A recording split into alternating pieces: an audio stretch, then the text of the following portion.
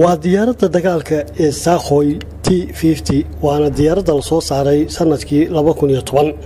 waxaana adeegsaday ciidamada cirka ee Ruushka waxaana ay si rasmi ah adeega u geli doontaa sanadka soo socda ee 2018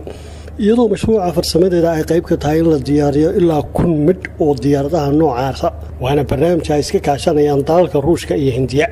kaasoo la filayo in qiimaha ku kacaya uu gaadho ilaa $10 bilyan oo doolarka Mareykanka diyaaradda T-50 waxa uu dhererkeedu gaadhayaa 22 mitir masaafada ballaca ee labadeeda baal u dhaxaysana waa ilaa 12 mitir waana diyaaradda xambaari karta miisaan gaadhaya 730 tan waxaana saaran laba mashiin oo noocooda laga dhigay siraha u gaarka ah militariga Ruushka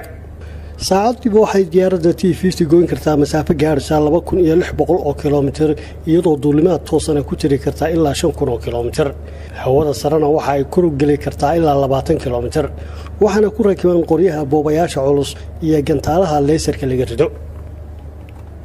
waxaana ay karti u leedahay inay ka dhuumato raadaarada qaarkood halka sidoo kalena uu ku rakiban yahay qalabka digniinta degdega ah bixiyo oo ay ku ogaan karto gantaalaha lagu soo liishaamo facada ugu horeysay ee la soo deynayo waxa 20 ka mid ah diyaaradahaasi si iibsatay dawladda Hindiya iyadoo diyaarad walba qiimaheedu gaarayo $100 milyan oo doolarka Mareykanka waana diyaaradda ay Ruushku ka iibinayaan oo kaliya dalalka ay saaxiibka dhow yihiin waana diyaaradda ay Ruushku jawaabta uga dhigayaan diyaaradaha casriga ee Mareykanku sameystay sida diyaaradda dagaalada mustaqbalka ee F-35 iyo diyaaradda kale ee F-22 waana mashruuc ka mid ah dhismaha saanada jiilka shanaad ee ciidamada